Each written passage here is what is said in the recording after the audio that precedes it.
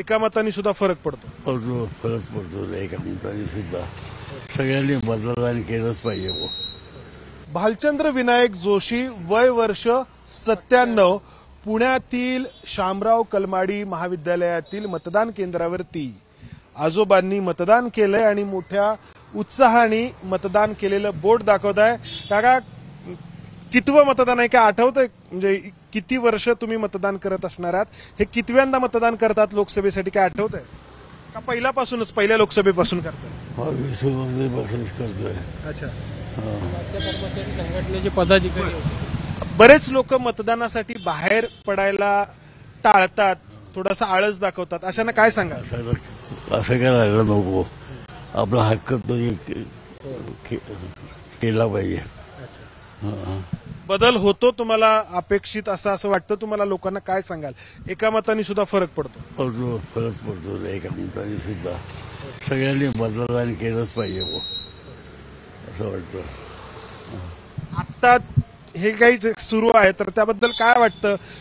कोण अधिक चांगल्या प्रकारे सरकार चालवू शकेल किंवा कोणाच्या मध्ये ती क्षमता आहे असं वाटतं तुम्हाला? मोदी शिवाय तर कोणी दिसत नाही आहे. तो एकटाच आहे ते काही करणार आहे.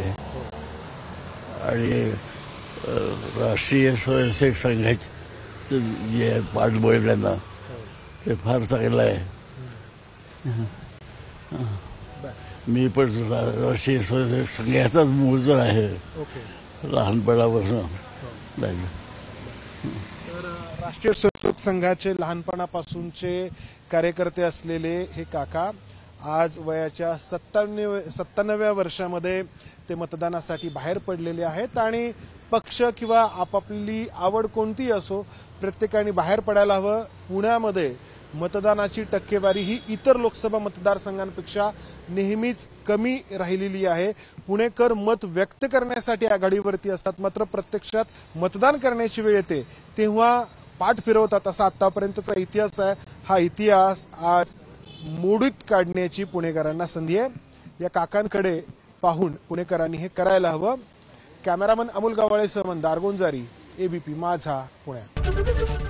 एबीपी माझा, उघडा डोळे बघा नीट.